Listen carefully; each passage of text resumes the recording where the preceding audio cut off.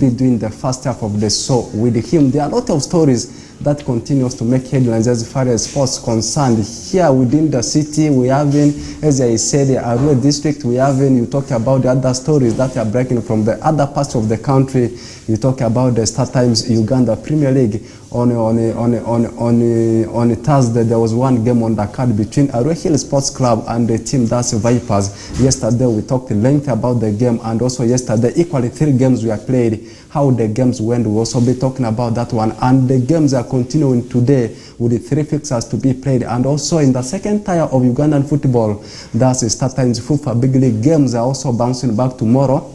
Remember, on Thursday, there was one game on the card between Boma FC and the team Zinza North United. Together with Suzy Linda, yesterday, we gave the analysis of how the game went, and the games will be bouncing back tomorrow, and we will be basically talking about the game between Onduparaka Football Club and Blacks Power. The 2 sides are getting back to the second tier of Ugandan football after, for more special for Onduparaka, enjoying historical moment of 6 years in Star Times Uganda Premier League. Tomorrow, they are away to Lira to take on Blacks Power. Not only that one, and also games will still continue in Star Times Uganda Premier League. What about some of the stories that are coming from the other parts of the world? I'm talking about international sports. The European leagues are getting back. I mean the domestic leagues, because over the weekdays we have actually been focusing on the return of European nights, UEFA Champions League, Europa League, not forgetting about the Europa Conference League. Since yesterday night up to today, tomorrow till on Monday, that's when you'll be expecting the big 5 European games returning. Spanish La Liga, it started yesterday because the team Athletic Bilbao, they were at home, they played their game, and the games will continue. And the very big game to be played tomorrow is Atletico Madrid will be tussling it out with Real Madrid. And also Italian Serie is also bouncing back. Meanwhile, the team that's based in Principality, the Sparks Princess, Paris Saint-Germain, is also having a very big game come tomorrow up against Olympique de Marseille. And yesterday night, one game was also played between the team AS Monaco and Nice. Equally in German Bundesliga, Bayer Leverkusen will be seeing if they will still be continuing with their final run of the season. What about English Premier League? The fans' favorite is also bouncing back. Today we are having 5 games to be played. Manchester United, actually, they will be sealing the night with a game up against Burnley. And also tomorrow, games will still return. Not only fixtures that are bouncing back in European sports, we also have breaking stories. The first one is all about Julian Nagelsmann officially being appointed as the head coach of Germany. We all know that Germany sacked their coach Hans Flick, and at the same time, David De Gea has clearly come up saying that in case there is no lucrative offer coming for him, he may decide to retire. That is the latest story coming from that side of that David De Gea. Then at the same time, as I talk right now, Jesse Lingard, the former midfielder for the team of Manchester United, has decided to train with Al Ettifaq. Al Ettifaq is a team that's based in Saudi Pro League.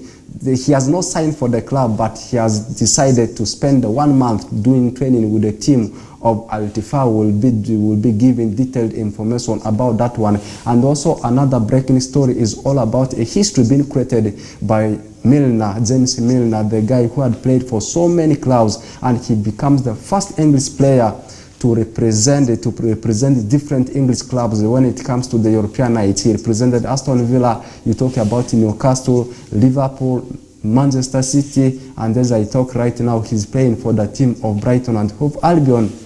As I said, the other stories we will be discussing them in the second stanza of the show. I did say I have got a special guest coming from that side of Vura district, or as Arua district. We will be basically talking about the Independence Cup tournament, as Uhuru Cup tournament.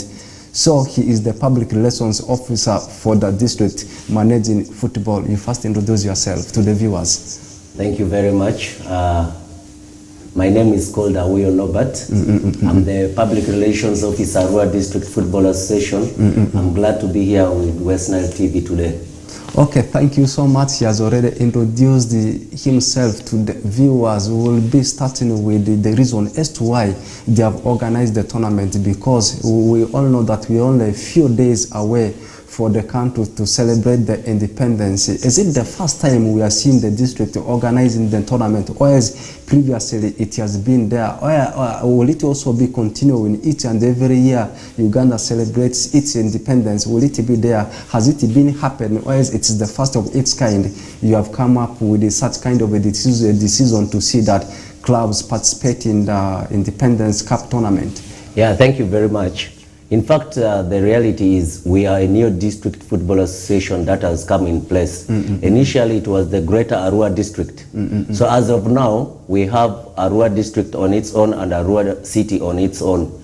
So it is the first of its kind, and we are the first delegates, executive delegates of Arua District Football Association. So we have decided that since the teams have started registering for 4th division, and the other games the Premier League of Uganda has started, it will be better to mentor these upcoming clubs that have just qualified to come in and have that experience and have the build confidence in the players. In fact, we are just mentoring these players, and we wanted to reward them. That is why we're organizing this. We want to have a mindset that will be very positive when they start the league of 4th division that is upcoming. Does it mean the tournament is acting as a precursor ahead of the new seasons in the 5th Division League, 4th Division League, and the Regional League like that? Exactly. That is what we are doing on ground, and we just wanted the players from like 5th Division who didn't qualify to get that opportunity. This Independence Cup we're organizing is more like a Uganda Cup. Any club that even is not in 4th Division, that's not in 5th Division, is eligible to enter. We have clubs like Rock FC from Lodri, in Ayelembe, which has not been playing before in 5th Division. We have the clubs from Logiri. So there are very many clubs that have come in and they have shown interest. Initially, we are supposed to have these games today and tomorrow, but we have now pushed it to 29th and 30th. Reason being that we need to give time for these clubs to come in and have the registration, and the facilitation will become more easy, and the rewards they will get will be worth what they are going to play for. Now, how many clubs have so far registered for the tournament? Is the period for registration over, or since the tournament is kickstarting on the 29th of this particular month, still more clubs are registering? How many clubs have registered, and you can give their names? So far, we had given it open to all the 4th division club as a compulsory, mandatory, such that they mentor their players. You know, they have been from registering their players. If we all know very well, the deadline for registration and signing of players was 21st, which has now been closed officially.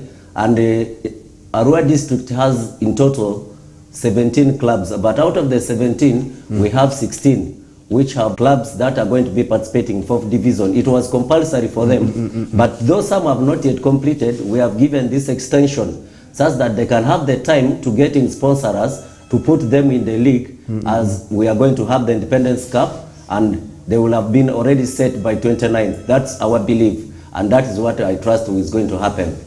Are we only going to see football being played, whereas there are other sporting activities like netball, volleyball? Is it only specifically for football? And are we only seeing the men's football, or is the boys football, or is there also some ladies who have also registered for the tournament? Yeah, thank you very much. You know, Arua district is a versatile and a mother district in West Nile.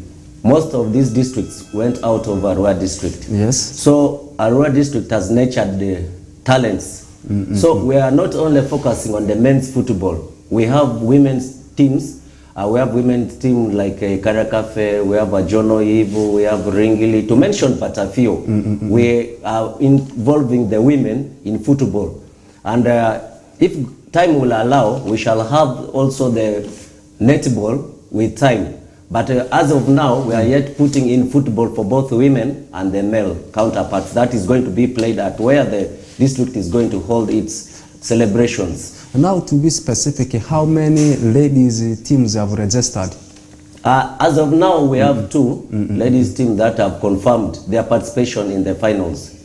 As of now, as I talk. But in due course, you know, fixtures always do change. So if you look at my fixtures of now, I have very many clubs on the list, and these are supposed to go for the games of qualifiers before they come for the finals. That is going to be on the D-Day. Now, if you take a look at the organizing body for football that's managing Arua District, we have got Arua District Football Association, whereby we have any clubs that are coming from Arua City initially, and also at the same time, clubs that are coming from Vura District, whereas Arua District. Has Arua District moved to, are they now having a federation of its own, or as they are still together with Arua City? Yeah, thank you very much for that question. Arua District, as I talk now, is independent. Arua City is also independent. Arua District has constituted its own district football association, that is to say DFA. We have our chairman, we have the vice, and the whole system of DFA of Arua District. We did an official handover with Arua City. As we talk now, Arua District is independent. We are not under Arua City, and we are running our programs independently. If I may still cut you short, because last season, Arua District together with Arua City, they were still under the same federation of Arua District Football Federation. Have you just moved aside this year, or else last year, in the middle of last year? We moved aside this year officially, and we had elections as per the rules of FUFA and FIFA, which were held at Iruba Primary School. So as we talk now, it was this year that we independently moved alone now as Arua District. Leaving that one, they are coming back to the actual part of the discussion now, back to the Independence Cup tournament. You said there are so many clubs that have come on to register for the tournament.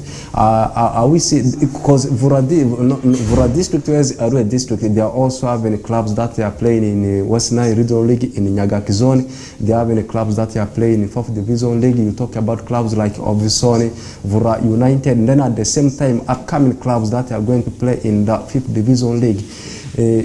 Does it mean all these clubs from the various weights of the leagues, they have registered for the tournament, including those ones that are playing in West Nile Regional League? No.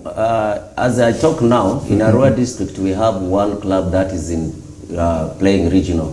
That is Kuluva FC. As we all know, Ochoko United was relegated. So that means they are coming back to play 4th Division. So we did have a decision made that it is only the 4th Division clubs and the 5th Division clubs. So we excluded the regional teams, reason being that we are giving them ample time since they are about to start their league, such that, you know, in football anything can happen.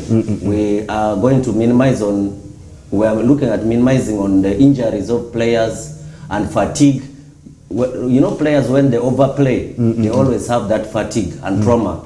So that does affect them in other sports that are going to they are going to be carrying on. You mean Kuluva Rainbow yes, regional league material is not participating, but the rest of teams like Vora, you talk about Ovison, they are participating. That's what you are meaning? Exactly. Okay. Clubs like Ochoko, Aya FC, that were there initially. And I believe Bondo is also going to be participating this time. Now, how are you going to schedule the fixtures? Have you pitted them in groups, or is it going to be like this one plays against this one plays against this one, or is you have done it the way how they normally pit the draws in UEFA Champions League, in UEFA Europa League? Is it like that, or is it just a matter of this one playing this one playing this one, then at the end you will pick those ones that have performed very well? Initially, we had grouped these clubs, but when we realized there are more clubs coming in and showing interest, we have not yet currently now made the final decision, but there is a probability of us having a gala. We shall be playing these qualifiers in a gala form, because we need to look at the date. The period we have is not enough, so we need to really maximize on the time. If you look at on 29th and 30th, the period is just too little. Yes. So we need to give these clubs ample time to also prepare for the semi-finals, for the quarter-finals, and the real finals on the D-Day. So we have a possibility of playing the gala type of qualifiers for the game to come on the finals. Are we going to see these matches to be played in one pitch, or else there are some venues you have approved as the federation? We have 4 venues that we had identified. We had that is Ayelembe playgrounds. We had Ochoko playgrounds. We had Adravu playgrounds, and we had Arivo Primary School. You know, our clubs as of now don't have facilities that can host these games. That is why it is always advisable for the clubs to have mutual understanding with the institutions that are within the vicinity. And you always realize in West Nile, most of our clubs are playing in school grounds.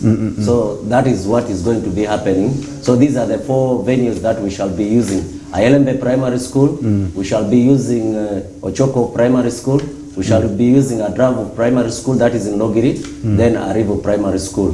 Then why don't you just select a venue and they play these games in one ground, or on one ground?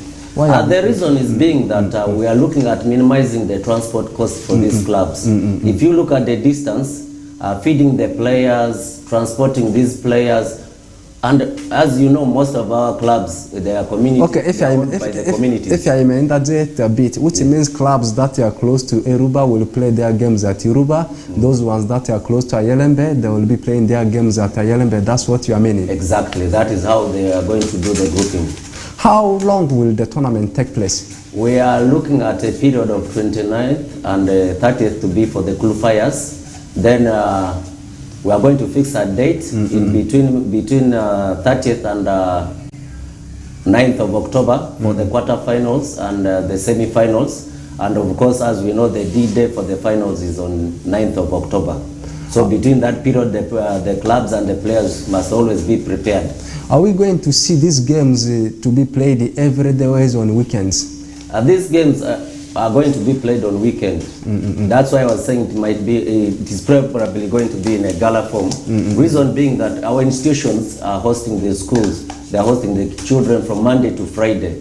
So it's mostly Saturday and Sunday that we have that are free. So we are looking at using the weekend because that will not have any effect on the activities of the schools and institutions that were the facilities we are going to be using there. By the way, do you think the time frame will be enough to play all the games over the weekends? Because if you take a look at the time period, the space, you said the games are kickstarting on 29th. That means, if I may do the statistics, that means you only be having 4 days within the weekends to play these games. And you said the number of teams that have already done the registration, they are 17. Those 16, they have already completed the payment.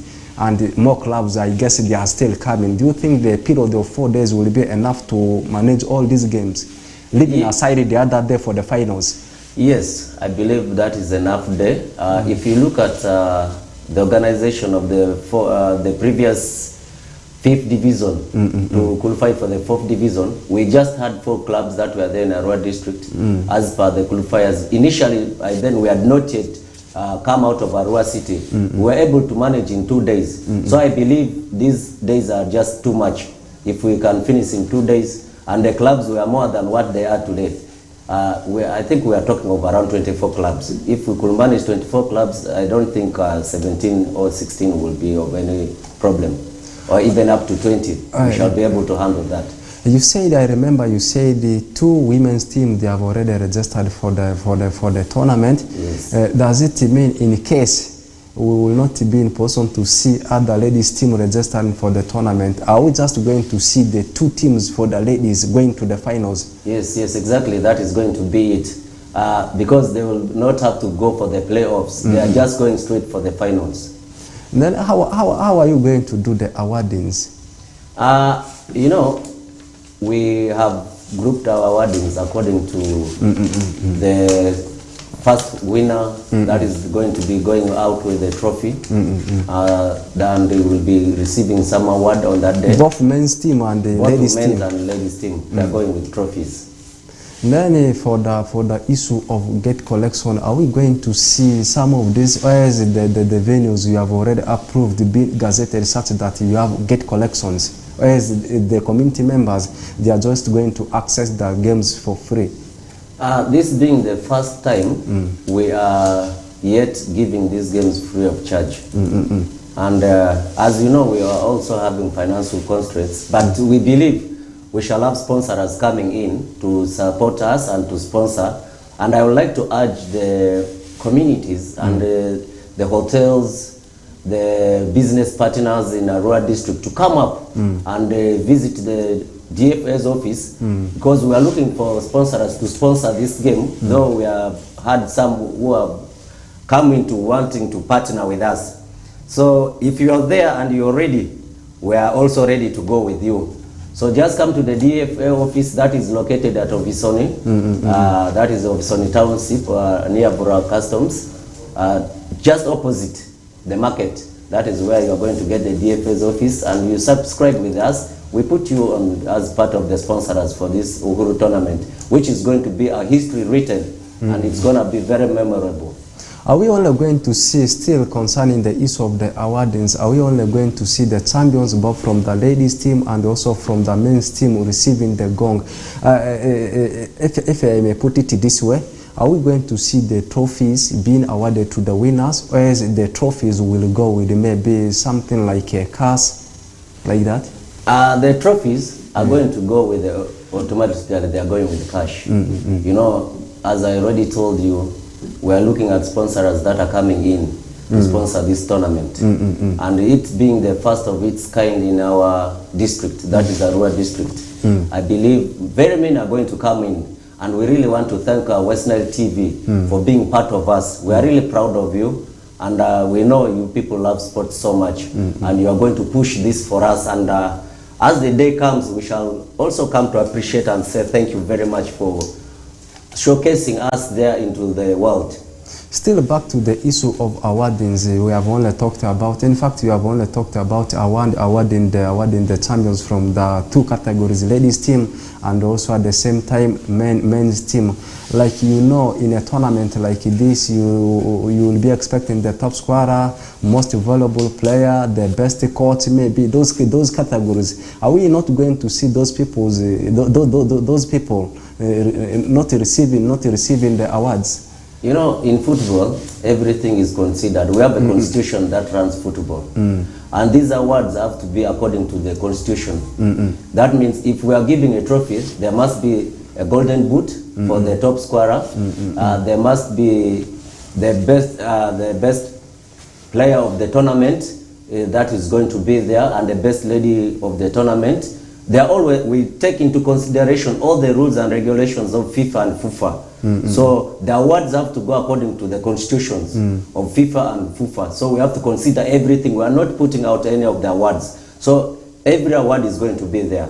Going to the technical and the tactical part of the game, I mean in the coaches and the rest of the staff members.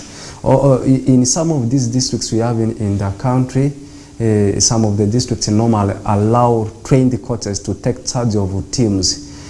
For your case, for the case of Arua district, are we going to see the coaches that are going to stand at the touchline, trained coaches, as just any person can come and stand at the touchline, manage these teams? As I already told you, we are playing the FUFA and FIFA rules. We are playing according to the guidelines of the international rules of football. So we are not going to have the coaches that are not trained. If you look at most of these clubs we have that are registering, at least they have the learner's certificate. Most of the coaches you see in Arua district. I don't think we have touchline people who are just from nowhere and comes into. We have those rules, and we always have demarcations on where the coach has to be. You first have to identify yourself, who you are, at least show us a copy of you. Now, in case you get a team that is having a coach, that is having a coach without the minimum requirements, so what will be the penalty to such kind of a team, to such kind of a coach? The coach automatically has to step out of the line because, as I already told you, we are playing the rules of the game. So we don't have to just come in and try to put in our own. So what we have to do is just follow the rules of the game, and this goes out to all the clubs. If you are watching West Nile TV and you are going to be participating in this Independence Cup, please make sure You get a coach that has a certificate, and on the touchline, he must at least show the paper before the game starts. Still, concerning the issue of the gameplay, leaving aside the issue of the coach and the rest of the technical team, now coming to the players. You said there are some clubs that have never played in the 5th Division League, not in the 4th Division League, but they have shown interest and they have also done registration. Does it mean like if you're in the club, I can go and pick all the sport players anyhow, else the players that are going to feature for my team, I have to first go and register the player into the system of the tournament? What we are going to do is, that's a very good question. It's in fact a reminder, which I had almost forgotten to talk about. As these clubs are going to be registering, we have been telling them, we need the list of your players, because this is what is going to be guiding us. It will just be like us having the player certificates, player licenses before starting a game. They are verified. After verification, they are allowed in the pitch. But if you give us players list and you bring in other people, we shall not entertain that during the tournament. Coming to the financial part of the tournament, are you getting the money from the clubs, the money, the affiliation fee they are paying, else the district, the Arua District Football Association has also come up with this, a little support towards the tournament, else it's only basically the clubs that are supporting the tournament? As of now, we, as I told you already, we are out in the field. They are searching for money. As me and my marketing manager and the whole team of Arua DFA, we are out in the field. We don't want to leave this entirely on the clubs. Reason being that if we leave it entirely on the clubs, these clubs have been spending a lot of money on club registration. So you'll find out that there have been, some of them, their accounts have been exhausted out. They don't even have anything to start from. So we are putting a fair affiliation fee for them. If we are looking at that, it will be able to be, at least almost all these clubs are able to afford it. So it is a bit fair for all the clubs, and we believe they are responding very well. Before 29th and 30th, everything will be sorted out. Now, in case the money you will collect doesn't match the budget you have drafted, do you think that one will not cause a loss for the federation in your district? Giving an example, like if you had drafted a budget of 5 million, and the money you have collected from people, from the organizations, and also from the clubs, maybe something of 3 million. Do you think that one will not cause a loss, and it may also make the competition to stop on the way? I believe our budget is within what we are going to be able to afford. That's why we have not put this league so expensively. And the awards we have put are fair, and they are worth what these clubs are supposed to be getting. According to me, personally, as the public relations officer, I believe we are going to achieve our target and have this financial issue not affect us. Now, concerning the issue of security, this is Africa, this is Uganda.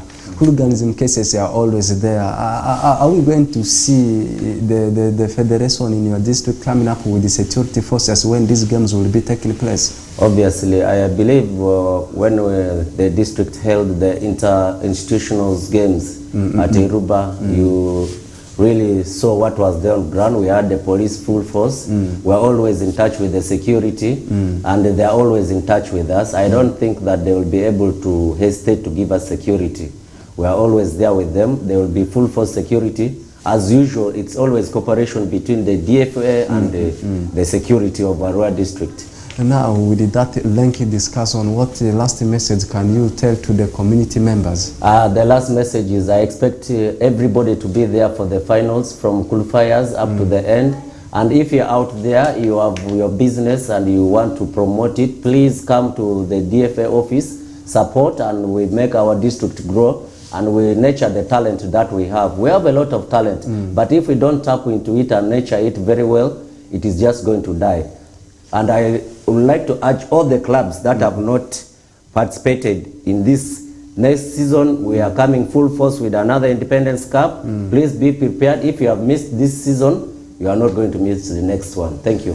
We forgot one vital thing. In fact, before we go for the first half break, you mentioned so many venues where these games are going to be played.